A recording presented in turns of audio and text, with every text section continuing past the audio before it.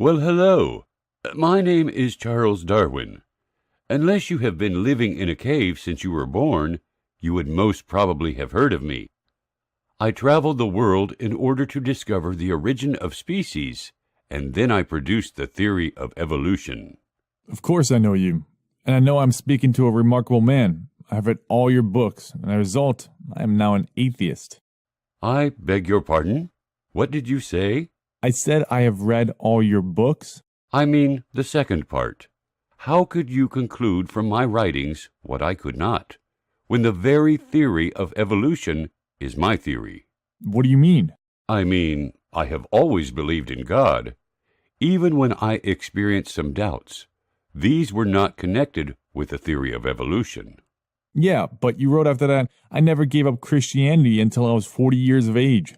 This means that you lost your faith in Christianity. I saw a letter in which you wrote, I am sorry to have to inform you that I do not believe in the Bible as a divine revelation, and therefore not in Jesus Christ as the Son of God.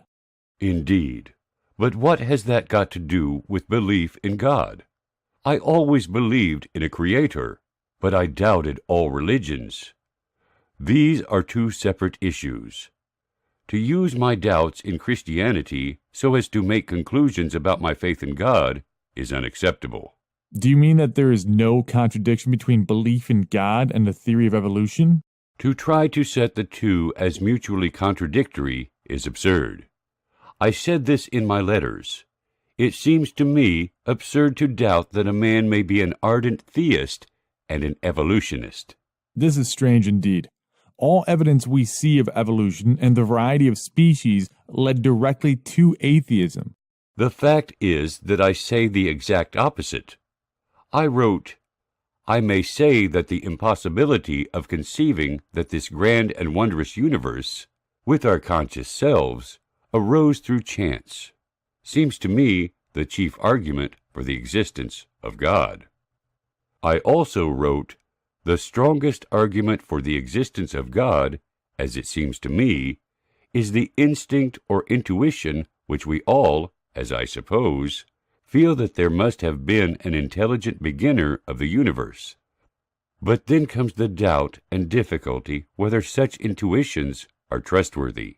You see, you doubted the justice of such God. You see, according to the Journal of the American Scientific Affiliation, you cannot see the work of an omnipotent deity in all the pain and suffering, such as the ichneumon wasp paralyzing caterpillars as live food for its eggs. Yes, but why is this related to the existence of God? I have experienced doubts because of certain philosophical arguments, such as good and evil in our world, and the relations between species. This is something that has nothing to do with the origin of species, nor did I invent this. You mean that your study of evolution did not make you an atheist?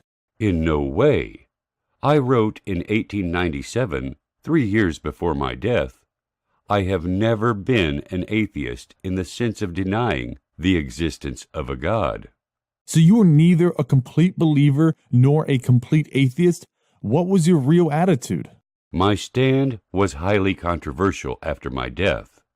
However, no one can say that I became an atheist as a result of the theory of evolution. I will give you a clue. My favorite book was Natural Theology. I even said, I do not think I hardly ever admired a book more than Paley's Natural Theology. I could almost formally have said it by heart. And what does this book say? It presents the well-known concept that may be summed up as that natural laws constitute God's chosen method for running his universe. I will leave you to contemplate this. See you later.